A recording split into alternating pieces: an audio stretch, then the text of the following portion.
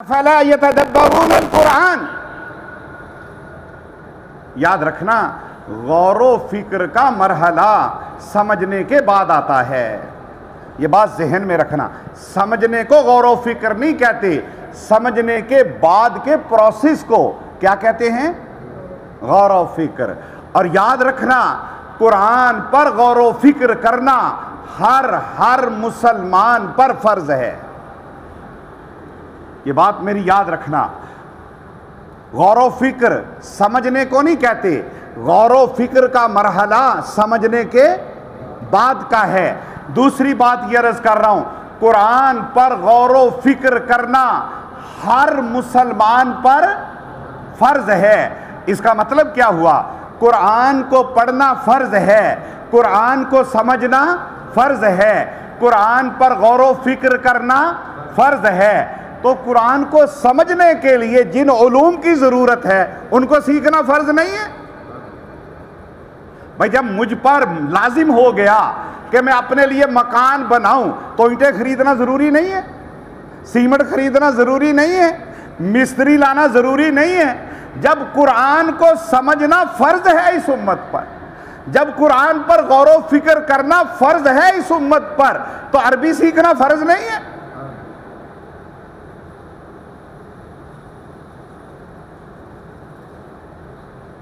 یہ جدید زمانے کی مسلمان, یہ دنیا میں ایک نرالی نسل ہے جن کی طرف اللہ نے کتاب بھیجی ہے اور ان کو سمجھ ہی نہیں ہے.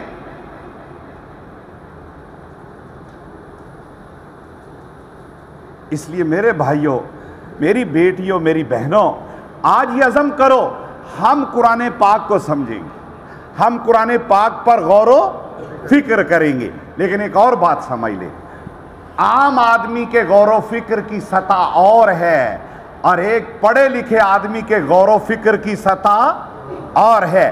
غور و فکر کرنا سب پر فرض ہے, لیکن عامی یہ سمجھ لے کہ میرا غور و فکر ابو حنیفہ کے غور و فکر کے برابر ہے, تو یہ بھی بربادی ہے. یہ بھی کیا ہے؟ بربادی ہے. افلا یتدبرون القرآن, کیا یہ قرآن پر غور و فکر نہیں کرتے؟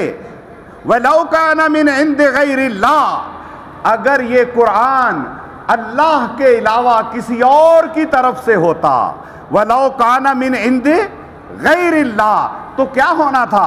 لَوَجَدُوا فِيهِ اخْتِلَافًا كَثِيرًا, تو یہ لوگ قرآن میں بہت زیادہ اختلاف پاتے. لَوَجَدُوا فِيهِ اخْتِلَافًا كَثِيرًا. اب دیکھو, اب پیچھے, پھر میں پیچھے لوٹ رہا ہوں, اس لیے میں نے آج نا ان آیات کو ریپیٹ کیا.